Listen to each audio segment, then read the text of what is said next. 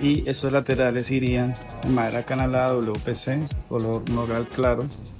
Viene tapiz y viene nuevamente WPC acá en este lateral con una barra LED y otra barra LED que baja.